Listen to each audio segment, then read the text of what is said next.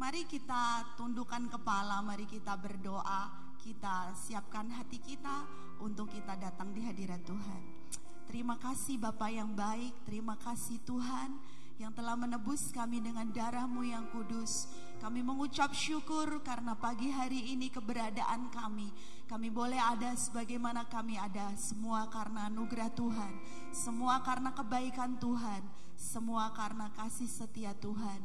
Oleh sebab itu kami mau mengucap syukur, kami mau mengatur mezbah persembahan bagi Tuhan, biar Tuhan ditinggikan, biar Tuhan disukakan, biar Tuhan dipermuliakan atas segala apa yang kami perbuat pagi hari ini. Terima kasih Tuhan telah naik ke surga, menyediakan tempat bagi kami di surga untuk kami bisa kembali ke rumah Bapa. Terima kasih untuk karya terbesar yang kami terima. Pagi hari ini biarlah setiap kami menerima hadirat Tuhan, biarlah kami menerima urapan Tuhan, biarlah setiap kami menerima sukacita dan pemulihan yang baru daripada Tuhan. Engkau mencurahkan hadirat-Mu atas setiap hati Bapa, baik yang ada di tempat ini maupun yang ada di rumah-rumah, tidak terkecuali semuanya mengalami hadirat Tuhan, perjumpaan dengan Tuhan yang akan mengubahkan seluruh hidup kami. Terima kasih Bapa, bagi-Mu segala hormat, pujian, syukur kami di dalam nama Yesus. Haleluya, amin. Haleluya, haleluya. Mari beri pujian dan kemuliaan bagi Tuhan, sebab Dia Allah yang besar, satu-satunya Allah yang besar. Ku beri kemuliaan dan hormat, ku angkat suara pujian, ku agungkan nama-Mu. Ku beri kemuliaan dan hormat, ku angkat suara pujian, ku agungkan nama-Mu. Sebab Kau besar, perbuatan-Mu ajaib, tiada seperti Engkau, tiada seperti Engkau. Sebab Kau besar, perbuatan-Mu ajaib, tiada seperti Engkau. Mari katakan tiada seperti Engkau Tuhan, tiada seperti Engkau. Mari beri kemuliaan bagi Tuhan, beri kemuliaan dan hormat. Mari angkat suara pujian bagi Tuhan. Yes Lord, ku agungkan nama-Mu, beri kemuliaan dan hormat. Mari angkat suara pujian-Mu bagi Tuhan. Suara pujian, ku agungkan. Kau besar Tuhan, Kau besar, perbuatan-Mu ajaib Lord, tiada seperti Engkau.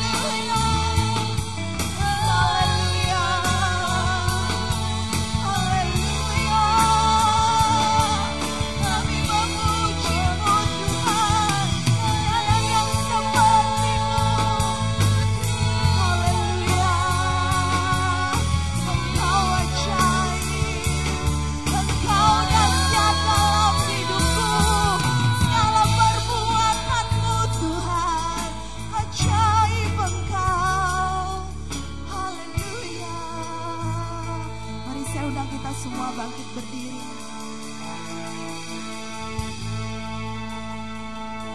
Mari katakan mulia, sembah Raja mulia. Dia yang layak menerima pujian hormat kita. Mulia, mulia bagi anak domba.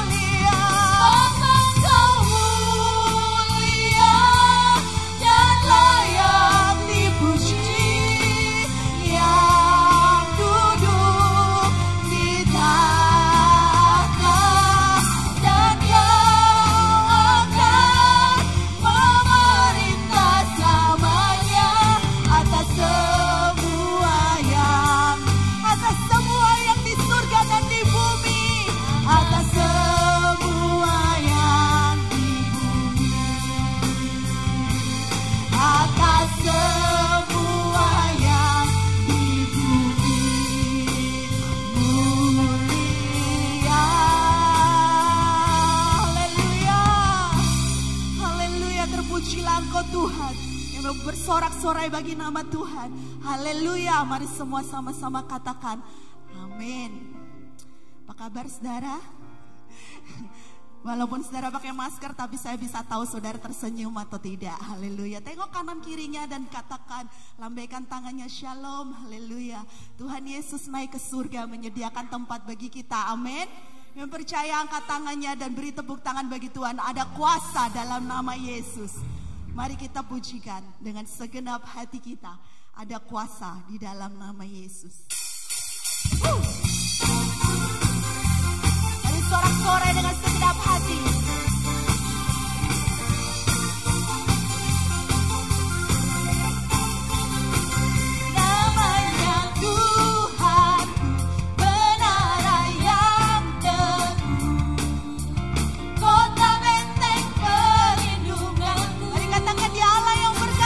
Allah yang perkasa, ya Bapa yang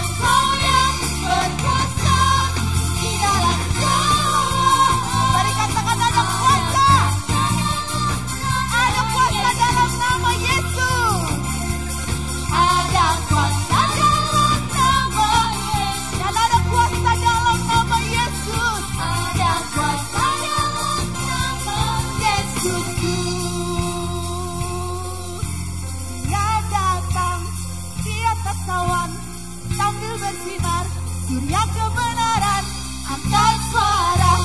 Ini tahun Yobel, dari Bukit Sion keselamatan datang. Yang datang di atas awan, tampil bersinar, surya kebenaran angkat suara. Ini tahun Yobel, ini tahun pembebasan. Yang datang di atas awan, tampil bersinar, surya kebenaran angkat suara. Ini tahun Yobel, dari mari dengan segenap imanmu katakan, ini tahun Yobel. Datang di atas awan, tampil bersinar, surya kebenaran angkat suara. Ini tahun Yobel, dari Bukit Sion keselamatan datang. Yang telah ada, yang ada, yang ada, yang telah ada, yang ada, yang akan datang. Yang telah ada, yang ada, yang akan datang. Yang telah ada, yang ada, yang akan datang. Haleluya. Yang percaya Tuhan datang untuk yang kedua kalinya, angkat tangannya saudara dan beri kemuliaan buat Tuhan sekali lagi. Pastikan saudara dan saya ada bersama Tuhan saat itu. Amin. Kurang kencang aminnya. Amin. Bapak Ibu Saudara dipersilakan duduk tetap dalam hadirat Tuhan. Dia Allah yang sama, dulu, sekarang, sampai selamanya. Dulu ketika dia datang ke dunia sebagai manusia, dan ketika dia naik ke surga, bahkan nanti ketika dia turun kembali untuk menjemput setiap kita mempelainya, dia Allah yang sama. Ketika dia dulu sanggup, maka sekarang dia juga sanggup. Amin. Amin. Ketika dia dulu sanggup memulihkan wanita yang lumpuh, buta, berjalan, dia sanggup juga memulihkan kita saat ini. Apapun keadaan kita, baik secara jasmani maupun rohani, kelumpuhan jasmani maupun rohani, buta jasmani maupun rohani, dialah yang sanggup. Amin. Haleluya. Kuasanya tidak berubah, kasihnya tidak berubah, dulu, sekarang, sampai selamanya. Sampai dia datang yang kedua kalinya, kasih dan kuasa Tuhan tidak berubah. Haleluya. Haleluya. Yesus Tuhan, mulialah namamu. Yesus Allahku, besar kuasanya. Dahulu, sekarang, dan sampai selamanya. Kuasanya tak pernah berubah. Yesus Tuhan, mulialah namamu. Yesus, mari nikmati Tuhan. Mari kau menikmati hadirat Tuhan pagi hari ini. Dahulu, sekarang, dan sampai selamanya Tuhan. Kasih-Nya tak pernah berubah. Dia sanggup, Yesus sanggup melakukan perkara yang besar. Dia sanggup, Yesus sanggup memulihkan yang terluka, menyembuhkan yang menderita. Dia sanggup memulihkan. Mari yang percaya beri kemuliaan bagi Tuhan. Haleluya. Yesus Tuhan, mulialah namamu. Kau Allah kami yang tidak berubah Tuhan. Kau yang berkata, kasih-Mu kekal selamanya, kuasa-Mu kekal selamanya Tuhan. Haleluya. Kuasanya tak pernah berubah. Oh Yesus Tuhan,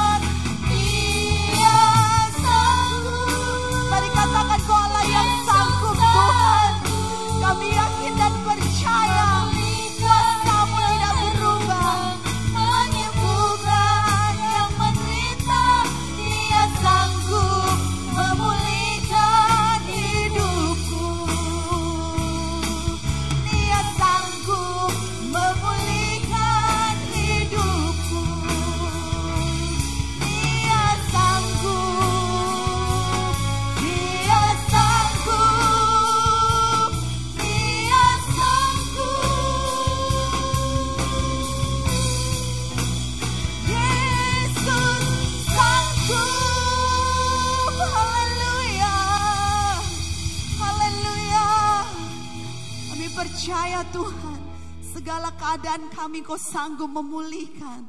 Engkau Allah yang dahsyat. Haleluya. Kita akan mendengar kebenaran firman Tuhan. Waktu dan tempat saya serahkan pada Bapak Gembala.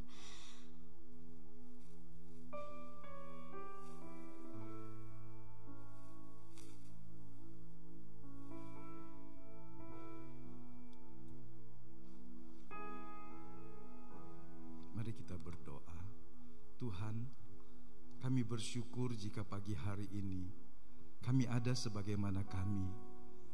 Kami tahu itu semua karena pemeliharaan, penyertaan, perlindungan Tuhan.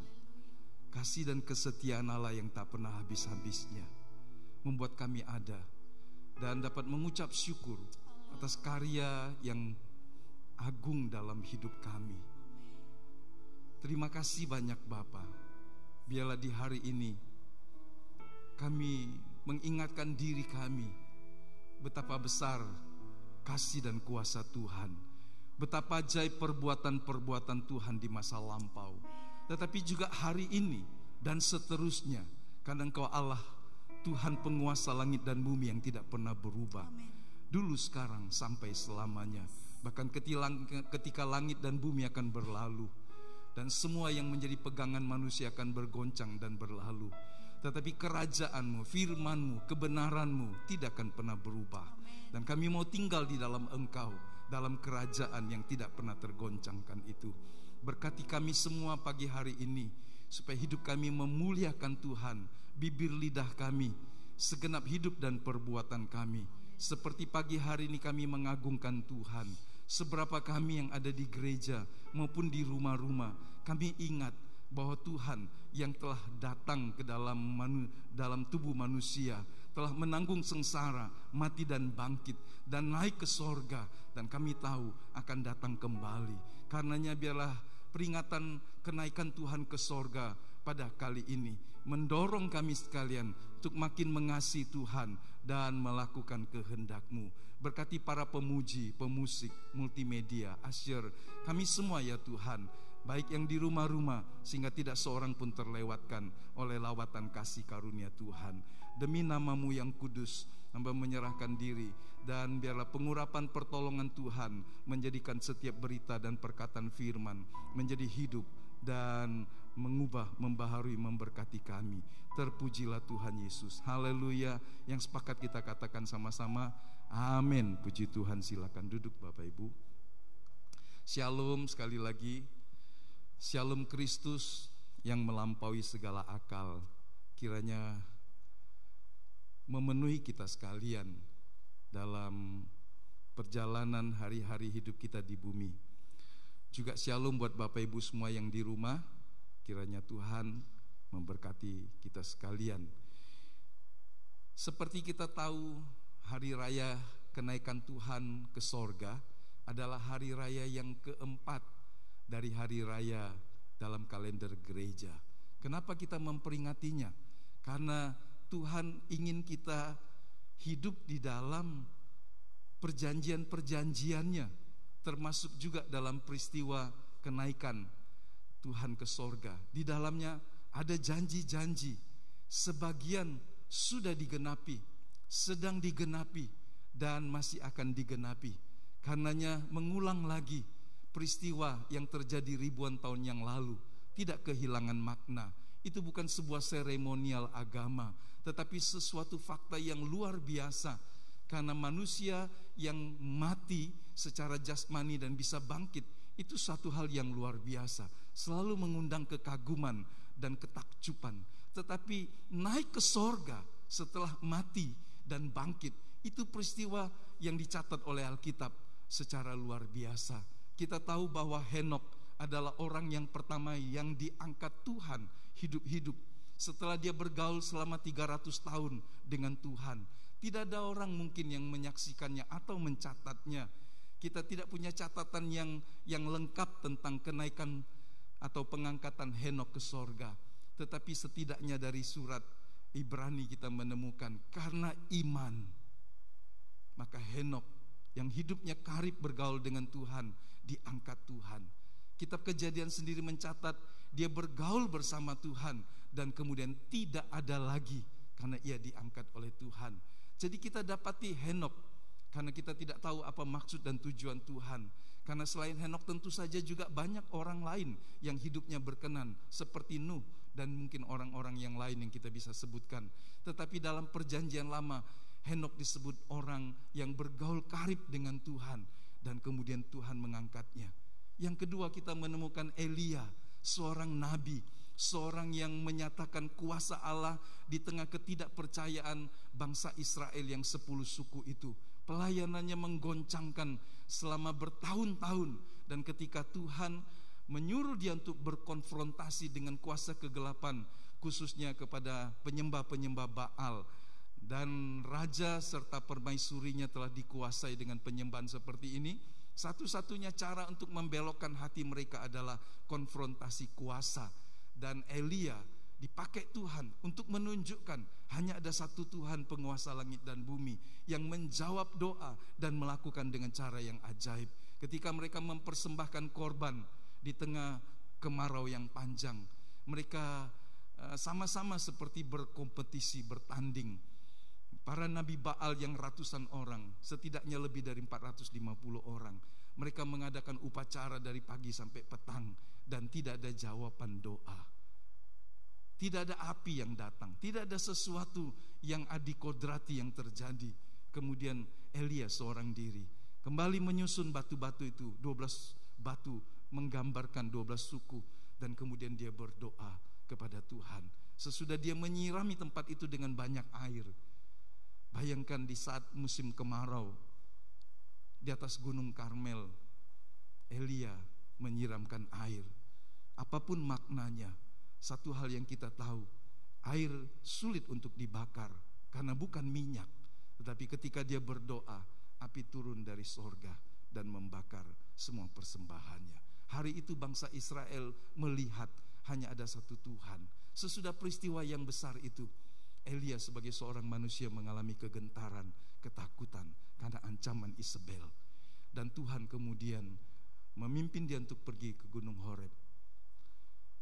Dan kita tahu Tuhan mengangkat dia dengan seorang saksi mata. Dan orang itu bernama Elisa.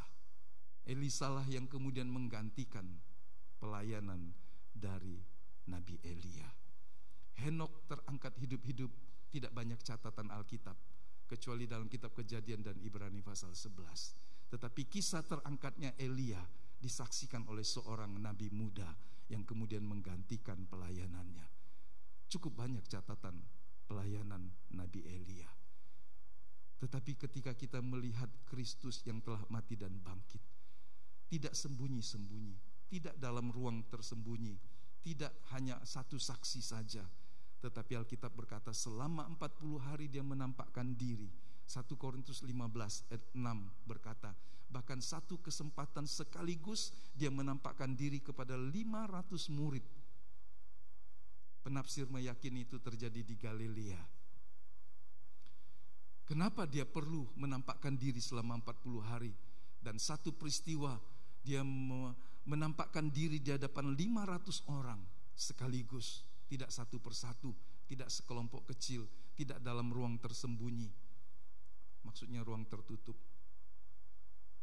Tujuannya supaya mereka tahu dan yakin dia hidup, dia mengalahkan maut, dia mengalahkan dosa, dia telah menyelesaikan semua.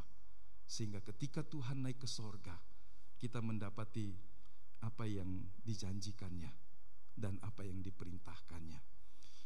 Mengulang kembali janji dan perintah Tuhan akan memberikan kepada kita penegasan terus menerus bahwa kita hidup di dalam janji-janjinya. Dan kita sebagai orang percaya harus melakukan perintah. Seperti Kristus telah menggenapinya, maka kita juga harus dengan kasih karunia Tuhan, pertolongan Tuhan, menggenapi, melakukan perintah Tuhan. Mari kita baca catatan Lukas dalam Lukas 24 ayat 50 sampai 53. Lalu Yesus membawa mereka keluar kota sampai dekat Betania. Di situ ia mengangkat tangannya dan memberkati mereka. Ini sebuah perpisahan yang manis.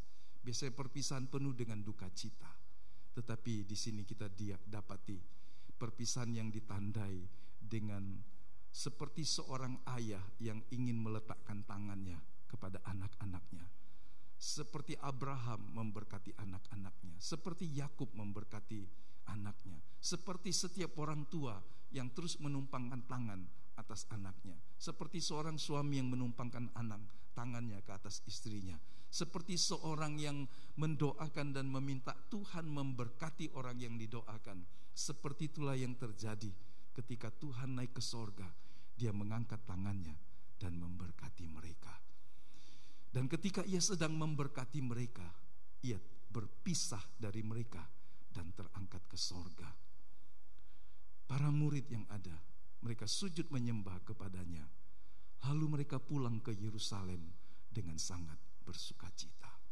Mereka kehilangan guru mereka, tetapi sekarang mereka bersukacita karena mereka menemukan janji, mendapatkan janji dan berkat Tuhan yang luar biasa. Dan dalam catatan yang terakhir dari pasal ini, mereka senantiasa berada di dalam bait Allah, memuliakan Allah, berdoa. Apa yang mereka lakukan? Mereka menantikan janji yang Bapa berikan kepada mereka. Nah, kita tahu peristiwa itu terjadi. Setidaknya ada 120 orang kalau menurut catatan Kisah Rasul yang kembali dari Bukit Zaitun dan kemudian naik ke rumah bagian atas di Yerusalem berdoa. Tetapi apakah yang menyaksikan pada waktu itu juga 120 orang yang bertekun? Saya tidak menemukan catatan yang lebih pasti lagi. Apakah ada jumlah yang lebih besar dari 120 orang seperti yang dicatat dalam Kisah Rasul pasal yang kedua? Mereka yang kembali dari bait suci, dari Bukit Zaitun, mereka berdoa. Dan Alkitab dengan jelas mencatat jumlah mereka 120 orang. Siapa mereka? 11 murid yang tersisa, tetapi juga banyak yang lain.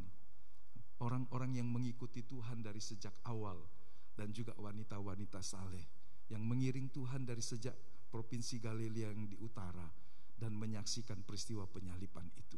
Mereka ada di Yerusalem sampai kepada peristiwa Tuhan naik ke sorga. Jadi adakah orang yang lebih dari 120? Kita tidak tahu, tetapi setidaknya ada 120 orang. Di tempat itulah mereka menjadi saksi. Dan Tuhan sebelum terangkat telah memberikan sebuah janji yang mereka nantikan, penolong yang sepadan. Dia akan meninggalkan murid-muridnya, tetapi dia tidak membiarkan mereka sebagai yatim piatu, tetapi dia memberikan sebuah janji yang luar biasa, penolong yang sepadan, Parakletos Alos, penghibur yang kapasitasnya sama dengan dia, yang memiliki keilahian yang sama sebagai pribadi yang ketiga dari Allah. Dan mereka mendapatkan penyertaan tidak secara fisik. Mereka tidak mungkin bisa memegang tangan dari penolong yang sepadan ini, tetapi lebih jauh dan lebih dalam lagi, penolong itu justru tinggal di dalam mereka. Tangan mereka mungkin tidak bisa merabahnya. Indra, 5 indranya atau indra-indra manusianya tidak bisa berkomunikasi seperti manusia biasa, tetapi manusia rohaninya bisa berkomunikasi dengan intim. Sekalipun indra jasmani terkadang juga bisa merasakan. Kita bisa merasakan keteduhan, kedamaian, ketenangan, dan seterusnya. Tetapi jangan bergaul dengan Tuhan menggunakan indera jasmani kita. Karena bisa saja di saat kita tidak merasakan kehadiran Tuhan secara indera jasmani, tetapi iman kita berkata sesuai dengan firman Allah bahwa Tuhan ada bersama dengan kita. Ingatlah, Tuhan itu roh. kita tidak bisa bergaul dan berkomunikasi dengan Tuhan seperti makhluk manusia biasa pada umumnya, tetapi bergaul dengan Allah melalui hati kita, roh kita. Dan Roh Kudus itu adalah pribadi yang ketiga dari Allah.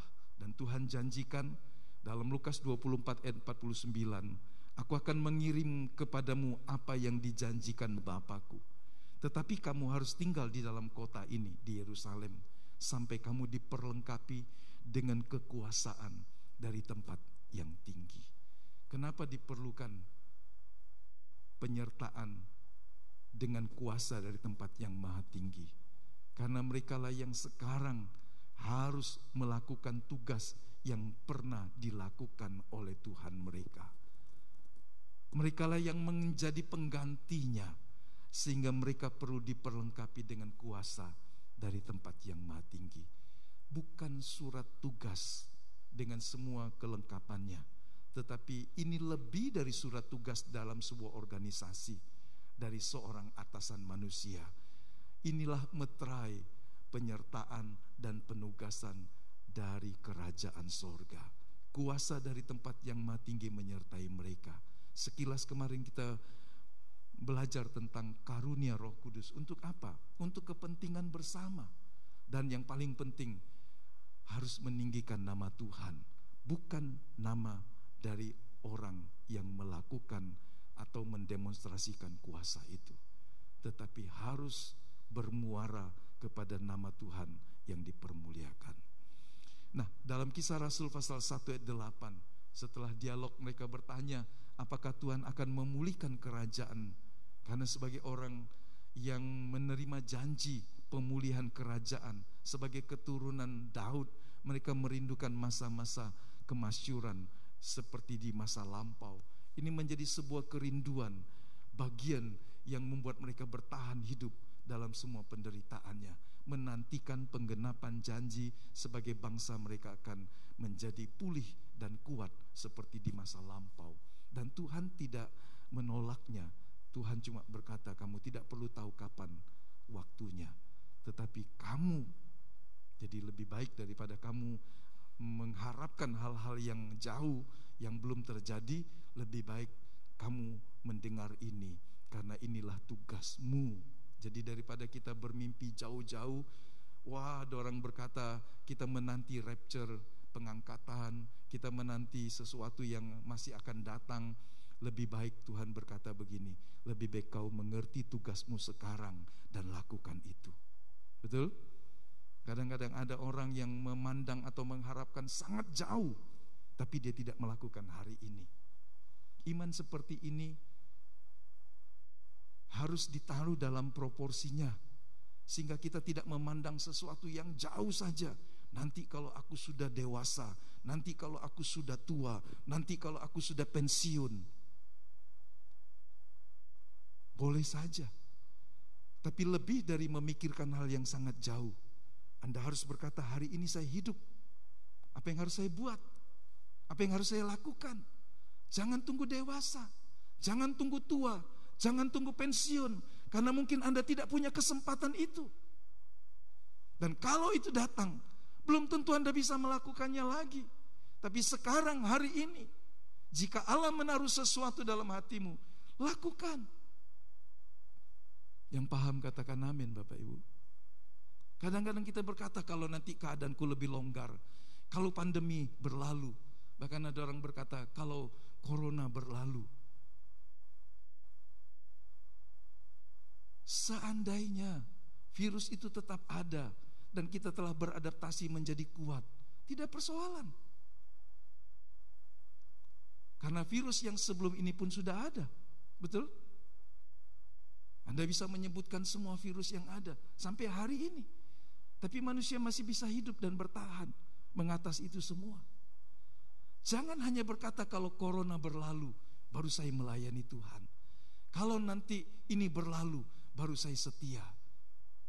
Enggak. Sekarang selama hari masih hidup, hari ini apa yang kita bisa lakukan? Lakukan dengan sungguh-sungguh mengerti posisi dan keadaan kita. Kalau kita tinggal dalam keadaan pandemi, kita harus menerapkan prokes dengan baik. Tapi apakah hidup tidak berjalan dan tidak berlangsung? Langsungkan. Sepanjang apa yang bisa kita lakukan, kita akan menjalani hidup. Jangan berpikir nanti, dan nanti. Tetapi ketika nanti itu datang pada hari ini, bisa-bisa kita tidak melakukan satu apapun juga. Lakukan apa yang bisa. Itu sebabnya Tuhan berkata, ketika kuasa itu datang ke atas kamu, kamu akan menjadi saksi bagiku. Jadi daripada memikirkan pemulihan kerajaan yang dijanjikan Tuhan kepada Daud, masih jauh. Kalau sampai hari ini pun kita berkata masih jauh. Baru sebagian yang dijanjikan itu tergenapi. Tahun 1948, dari masa mereka bertanya kepada Tuhan di Kisah Rasul 1 sampai 1948, berarti ada 1900 tahun. Mereka tidak hidup sampai 1000 tahun. Mereka tidak hidup sampai 1900 tahun. Terlalu jauh. Itu bukan bagianmu, itu bukan generasimu, tetapi generasimu hari ini adalah engkau harus menjadi saksi bagiku. Kenapa Tuhan suruh tunggu? Karena tidak tunggu 100 tahun, tidak tunggu 1000 tahun, tidak tunggu 1948 tahun. Ketika Israel merdeka menjadi sebuah bangsa, itu pun belum semua janji Allah seperti yang mereka harapkan terpenuhi. Karena itu baru nanti akan terjadi sebelum Kristus datang kali yang kedua. Karenanya memikirkan hal yang sangat jauh hanya membuat kita tidak melakukan apa yang harus kita perbuat hari ini. Kenapa Tuhan suruh mereka menunggu? Karena tidak lama. 10 hari kemudian kita tahu. 10 hari. Lebih singkat dari waktu Tuhan menampakkan diri selama 40 hari. Mereka menerima kuasa itu. Kenapa Tuhan suruh nunggu? Karena tidak lama. Di zaman mereka, di masa mereka, di kronos mereka, Tuhan menggenapi kairosnya. Tapi untuk yang jauh, Tuhan berkata gak usah kau pikirkan itu. Kadang-kadang kita punya ketakutan, kekhawatiran, ataupun harapan yang sangat jauh. Nanti kalau aku sudah tua, baru aku setia. Nanti kalau aku sudah gak punya beban lagi, baru aku mau melayani Tuhan. Kapan itu? Karena ada orang tua, ketika semakin tua, dia justru tidak lagi bisa melakukan banyak hal. Kalau saya mengambil contoh orang tua saya, mama, umurnya sudah 90 tahun lebih. Di masa muda dia menggunakan banyak waktu berdoa dan pergi mengikuti pelayanan, kunjungan dan sebagainya. Zaman dulu orang katakan berjuang. Tapi hari-hari ini karena usia tua, karena keterbatasan konsentrasi, dia sulit untuk menerima lebih banyak lagi. Kecuali firman Tuhan yang pernah dia dengar di masa lampau, kecuali nyanyian lama yang dia masih ingat. Selebihnya tidak bisa berbuat lagi. Kalau kita berkata nanti tunggu sudah tua, kapan? Nunggu anakku sudah besar. Kalau anakmu sudah besar, dia akan menikah dan berkeluarga, punya cucu juga. Masa cucu tidak diurus oleh omanya dan seterusnya. Hidup kita berputar. Kalau kita menunggu sesuatu yang jauh, kita tidak akan pernah dapat melakukan sesuatu untuk hari ini bagi Tuhan dan bagi sesama. Jadi 10 hari bukanlah waktu yang lama. Dan Tuhan tahu mereka harus duduk, mereka harus merendahkan diri, mereka harus mempersiapkan diri untuk menerima kuasa yang besar itu, supaya mereka bisa bergerak menjadi saksi yang menggantikan dia. Janji yang berikutnya kita perlu tahu, tapi kita tidak perlu menghabiskan waktu untuk menunggu, apalagi berdebat. Karena sejak janji ini disampaikan, selalu banyak orang mencoba menafsirkan tanggal, waktu, dan bulan, dan semuanya salah. Tetapi prinsipnya boleh kita pegang. Amin. Mari kita baca Yohanes pasal 14 ayat 2 dan 3. Di rumah Bapakku ada banyak tempat. Tahu saya, itu saya potong.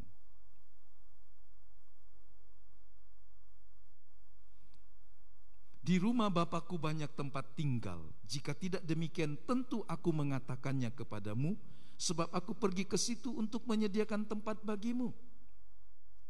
Dan apabila aku telah pergi ke situ dan telah menyediakan tempat bagimu, aku akan datang kembali dan membawa kamu ke tempatku, supaya di tempat di mana aku berada, kamu pun berada. Amin. Aminkan firman Tuhan ini. Di rumah Bapa ada banyak tempat, termasuk buat saudara dan saya. Bagi semua orang yang mengasihi, yang melakukan kehendaknya, ada tempat bagi dia. Dan ini kembali mengingatkan kita, di ujung pengembaraan kita di bumi ini, ada tempat yang kekal yang Tuhan sediakan bagi kita. Orang mudik kan ada kampung halaman. Keluar kota, keluar pulau, keluar negeri kah dia? Selama dia masih punya orang yang dikasihi dan yang mengasihinya di kampung halaman. Atau selama dia masih punya memori tentang kampung halamannya, satu waktu dia ingin kembali menikmati masa lampaunya. Tapi kita bukan mudik dalam pengertian seperti itu. Karena ketika kita dilahirkan baru, Yohanes pasal 1 ayat 12, kita dilahirkan baru dan dicatatkan sebagai warga negara kerajaan sorga. Kita punya kartu keluarga yang dicatat oleh dinas catatan sipil setempat di mana kita dilahirkan. Tetapi secara rohani kita tercatat sebagai warga kerajaan sorga, dan Allah menyediakan tempat bagi kita di rumahnya. Terpujilah Tuhan. Ini sebuah kegembiraan. Tapi apabila kita berkata, kapan itu Tuhan? Disitulah kita tidak perlu bertanya, sebab kita harus melakukan bagian kita. Aku akan datang kembali. Tidak ada seorang pun tahu. Tapi satu hal yang pasti, dia akan melakukannya. Kalau dia belum datang kembali, dengan semua mata bisa melihat dia, seperti ketika dia naik ke sorga, maka kita yang akan datang duluan ke rumah Bapa.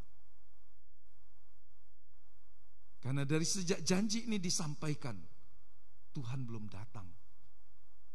Tapi orang yang mendengarnya sudah dipanggilnya untuk menempati rumahnya yang kekal di sorga. Berbahagialah kita yang memegang janji ini sepanjang umur hidup kita dan mengasihinya.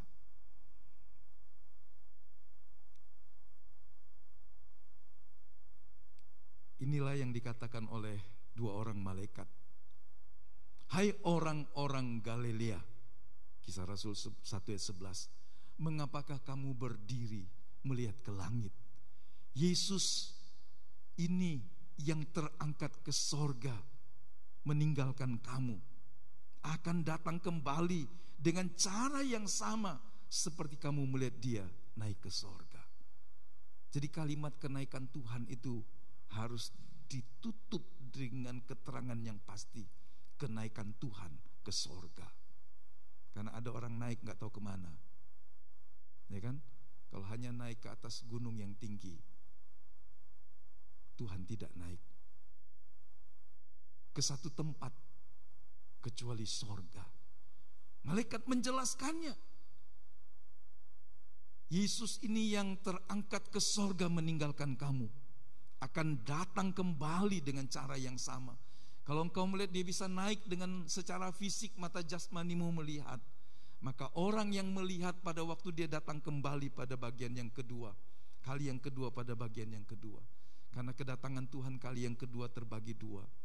Yang satu, apa yang disebut kedatangan yang kedua bagian yang pertama, itu tidak semua orang tahu.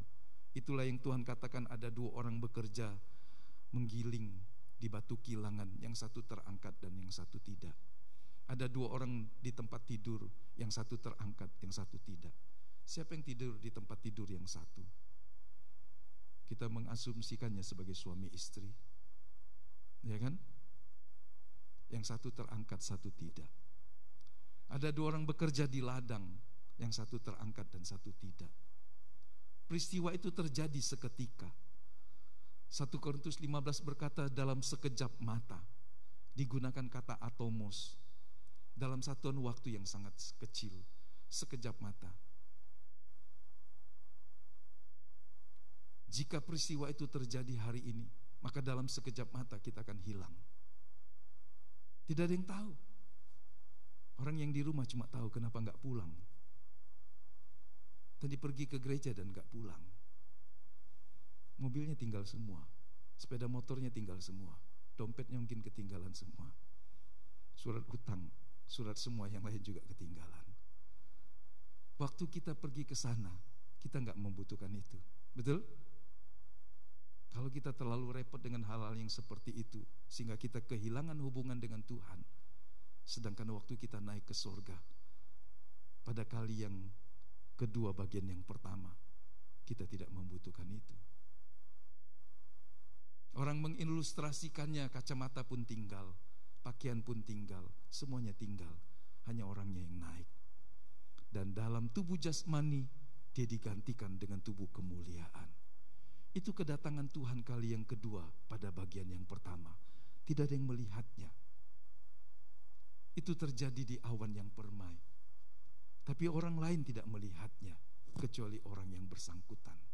Betapa penting memastikan diri kita orang yang termeterai dengan keselamatan dari Allah. Sehingga ketika hari itu tiba, biarlah orang lain bingung. Karena lebih baik orang lain bingung tentang saudara yang tidak ada lagi, daripada saudara yang bingung, mana istriku, mana suamiku, mana orang tuaku, mana kawanku, dia tadi masih duduk di toko, dia tadi baru pegang uang, dia baru tadi masak, dan semuanya ditinggalkan.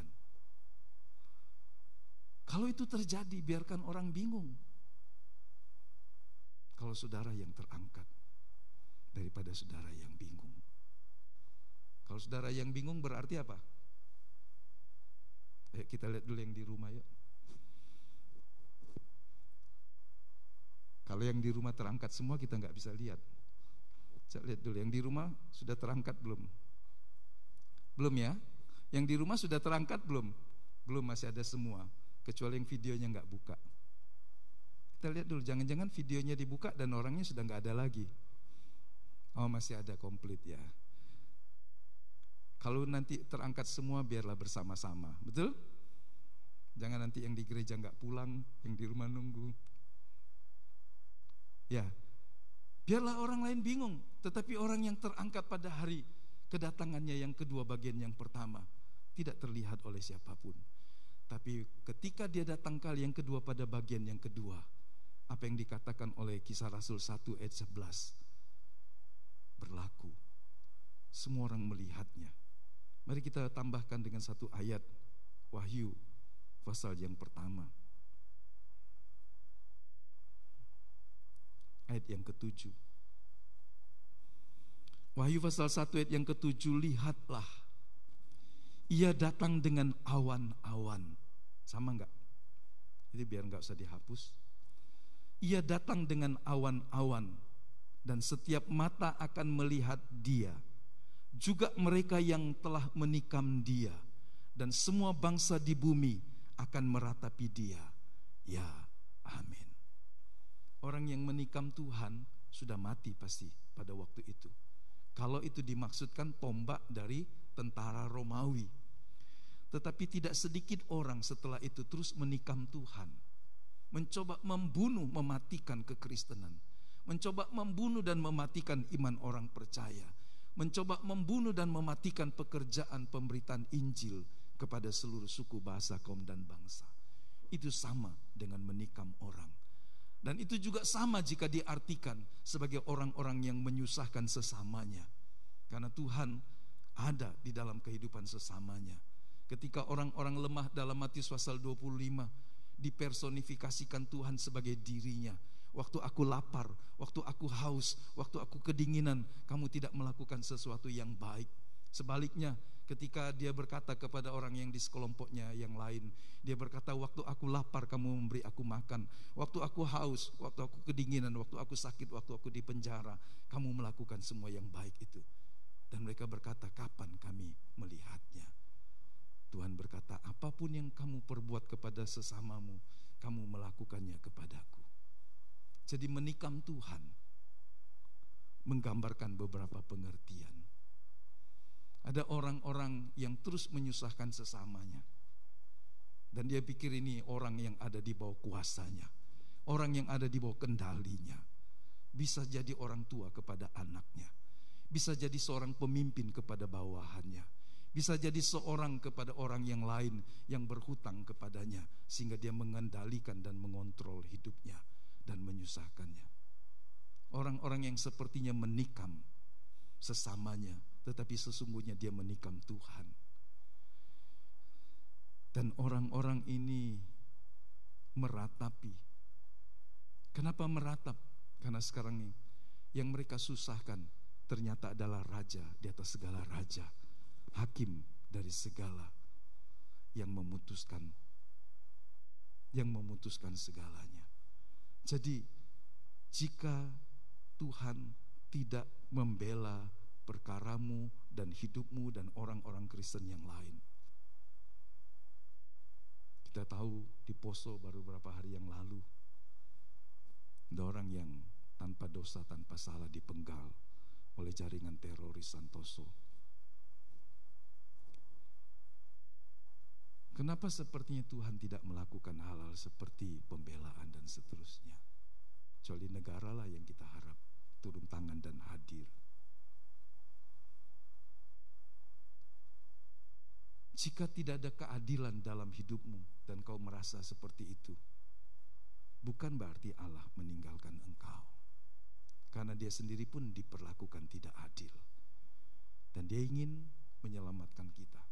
Kadang-kadang menerima perlakuan-perlakuan dan kita bertahan meskipun kita merasa tidak adil, akan menyelesaikan sesuatu yang lebih besar yang kita belum tahu. Jadi orang-orang ini akan meratapi dia yang datang dalam awan-awan. Jadi inilah yang disebut kedatangan Tuhan kali yang kedua pada bagian yang kedua. Semua penentang Tuhan akan tunduk. Itulah yang dikatakan Filipi pasal 2, setiap lutut akan bertelut, setiap lidah akan mengaku Yesus adalah Tuhan. Oke. Kemudian tidak saja janji, Tuhan juga memberi perintah. Perintah ini kita sudah sering dengar, tapi saya ingin mengulangnya kembali. Jadilah saksi. Amin. Katakan sama-sama dengan saya, jadilah saksi. Ya. Lukas pasal 24 ayat 46 sampai 48. Katanya kepada mereka, ada tertulis demikian, Mesias harus menderita dan bangkit dari antara orang mati pada hari yang ketiga. Dan lagi, dalam namanya, dalam nama Yesus, berita tentang pertobatan dan pengampunan dosa. Baca sama-sama dengan saya keras. Harus disampaikan kepada segala bangsa, mulai dari Yerusalem. Kamu adalah saksi dari semuanya. Kita tidak melihat peristiwa itu, tapi kita membaca dari orang-orang yang pertama. Kita membaca dari catatan-catatan mereka, dan kita percaya. Sehingga untuk seorang Kristen mempercayai Alkitab sebagai Alkitab yang tidak salah, sebagai ilham yang diwahyukan Roh Kudus tanpa salah atau ineransi, menjadi dasar yang kokoh. Tatkala seorang Kristen meragukan Alkitab sebagai firman yang diilhamkan oleh Roh Kudus, maka dia bisa kehilangan ketaatan dan hidupnya bisa melenceng.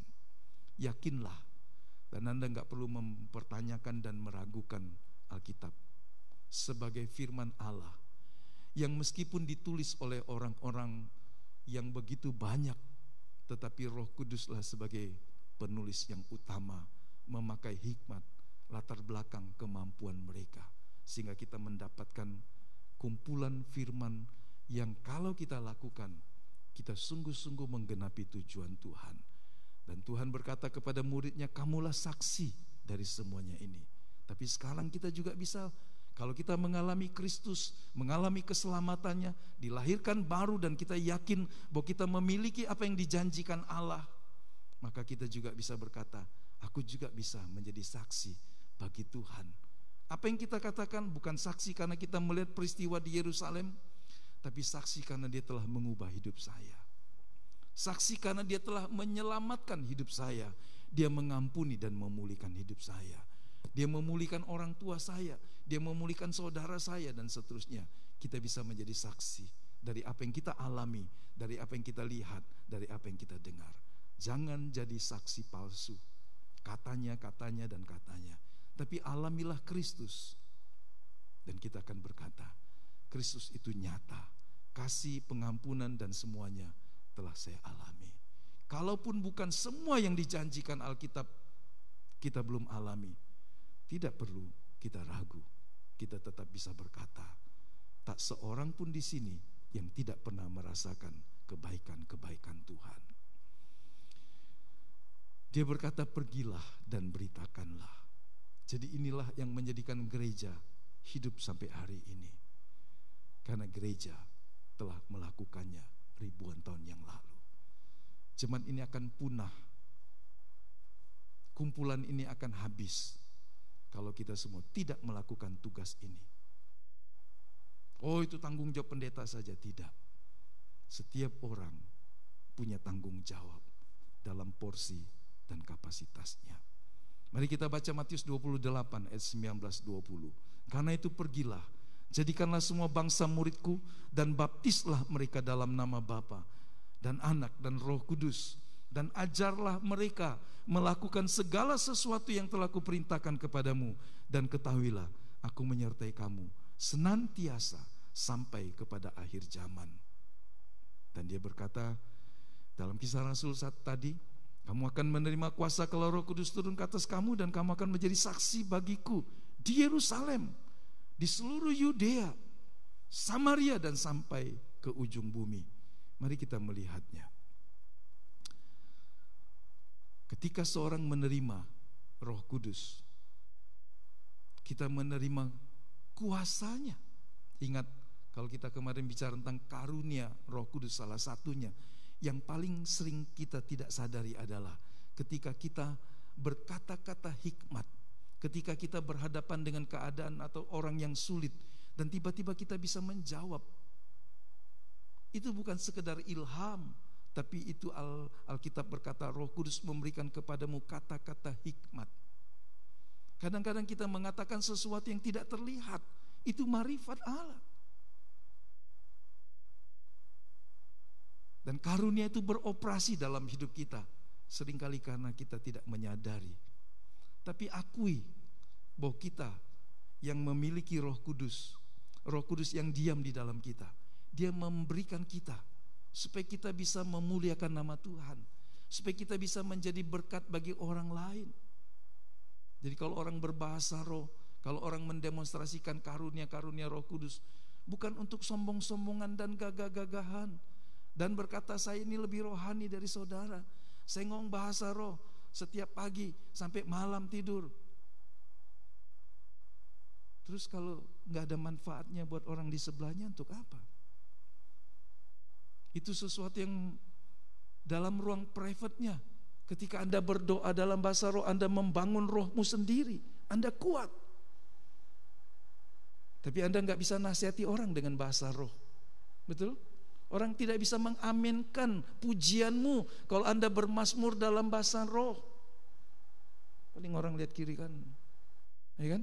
Tapi ketika Anda bermazmur dalam bahasa Indonesia, Anda bermazmur dalam bahasa-bahasa yang dimengerti oleh orang di sekitarnya, orang bisa memuliakan nama Tuhan. Saya tidak bermaksud membatasi kita berbahasa roh, tetapi menempatkannya pada tempatnya. Karena jika orang menganggap berbahasa roh adalah sebuah tanda kerohaniannya yang tinggi, itu harus diukur dengan buah-buah rohaninya. Karena karunia tanpa buah itu tidak seimbang. Di Yerusalemmu, yuk kita berdiri saudara. Karena kalau berdiri lebih kelihatan kali. Yang mau pulang boleh berdiri. Ini screen terakhir. Terimalah kuasa Roh Kudus dan jadilah saksi Kristus. Katakan sama-sama yang di rumah juga.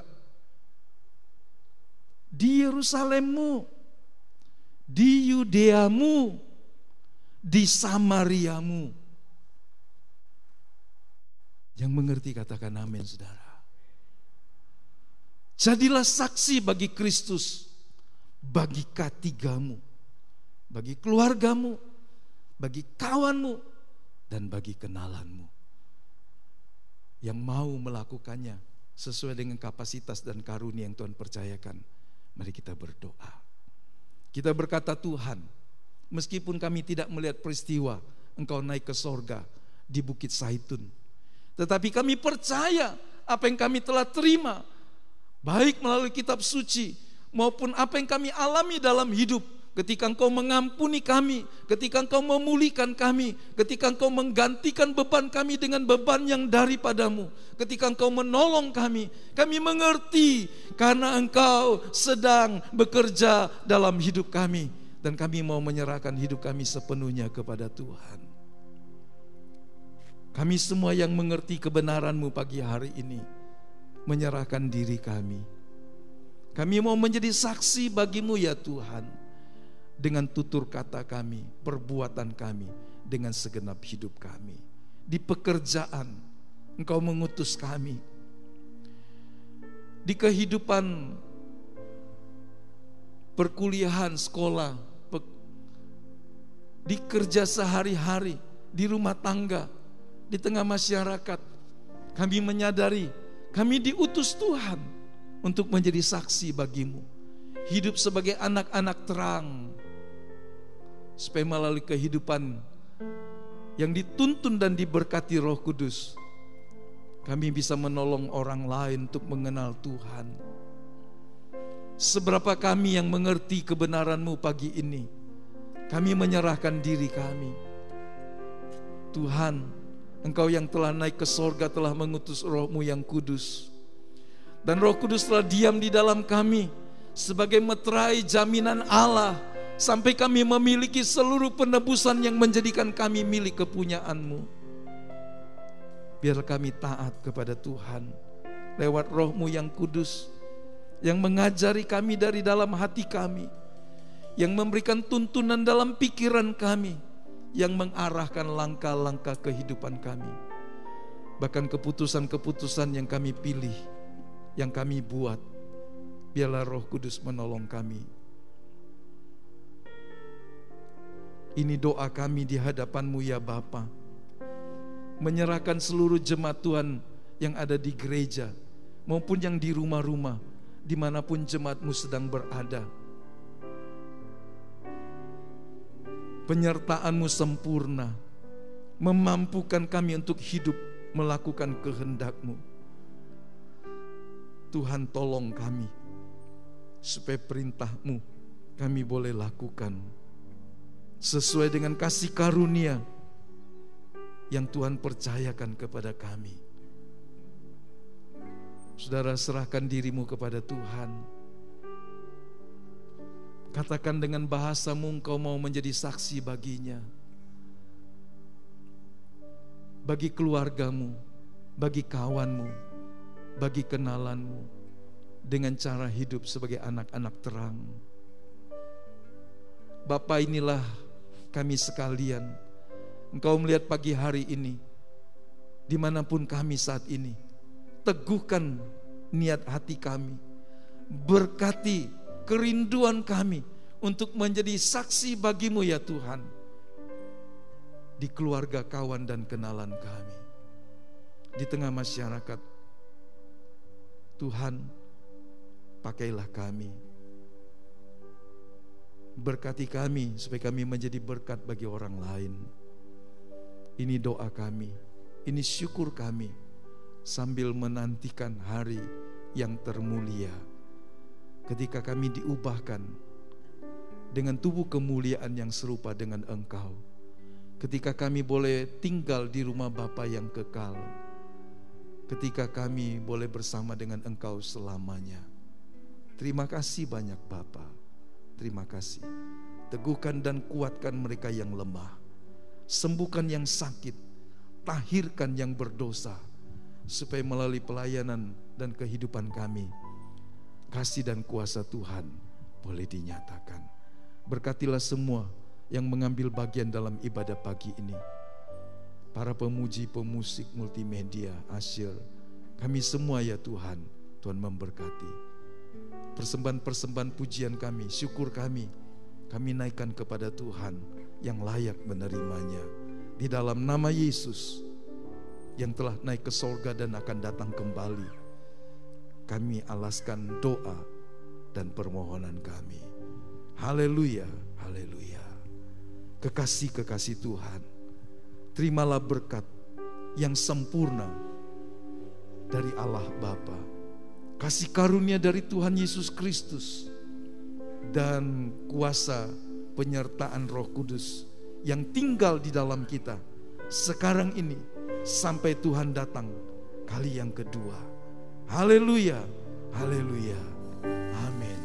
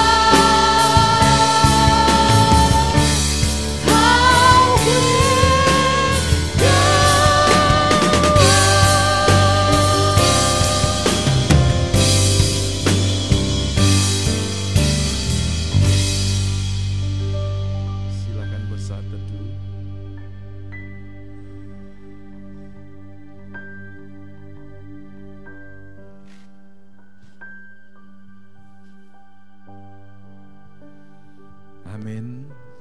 Selamat pagi. Selamat memperingati dan mengingat Tuhan yang telah naik ke sorga akan datang kembali kali yang kedua. Tuhan Yesus memberkati Bapak Ibu Saudara semuanya. Puji Tuhan. Haleluya.